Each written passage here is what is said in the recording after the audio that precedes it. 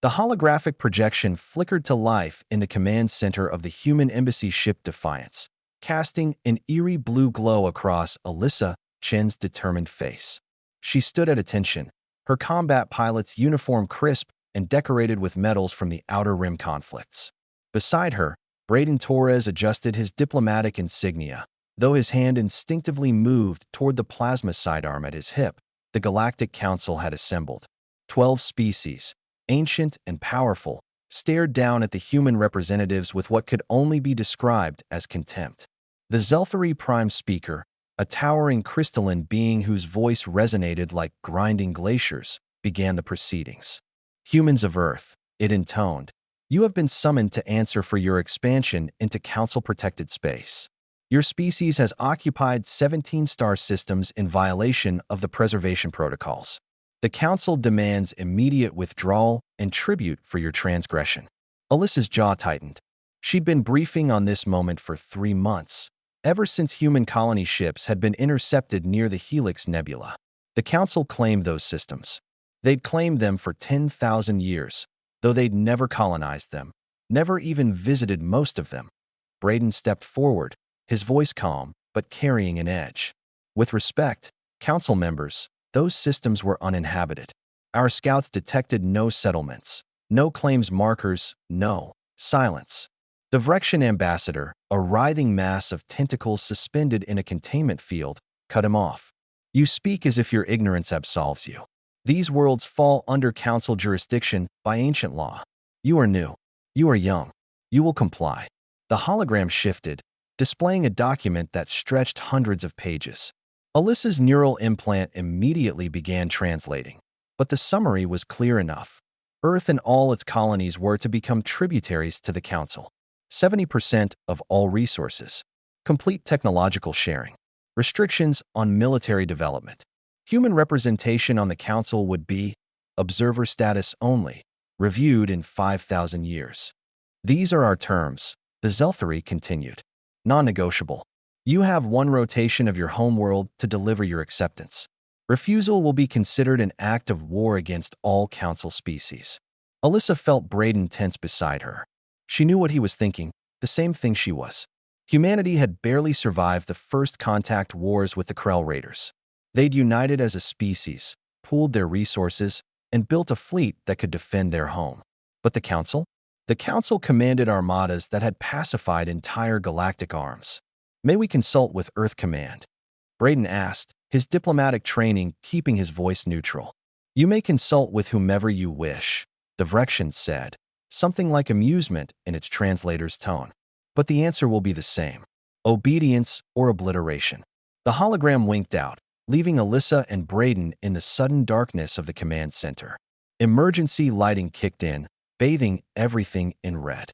They're serious, Braden said quietly. The readings I'm getting. There are 3 Council battle groups in orbit around neutral stations within striking distance of Sol.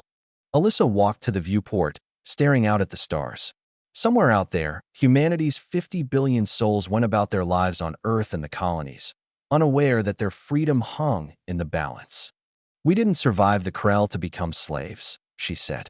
We didn't survive the Krell by making suicide stands either, Braden countered. Alyssa, I've seen the Council's military capabilities. If we refuse and they attack, then we fight. And we lose. Humanity goes extinct. She turned to face him, and he saw something in her eyes that reminded him why she'd been chosen for this mission. It wasn't hope or optimism. It was something older, something that had carried humanity from caves to stars. Do you know why they really want us to submit? Alyssa asked. It's not about those 17 systems. The Council has thousands of systems they don't use. It's about what we represent, which is change. In 10,000 years, the Council hasn't expanded, hasn't innovated. They've stagnated. And now here we are, barely 2 centuries into space travel, and we're already pushing into territories they've ignored. We're not asking permission. We're not waiting for approval. We're just going. Braden nodded slowly. And that terrifies them. It should.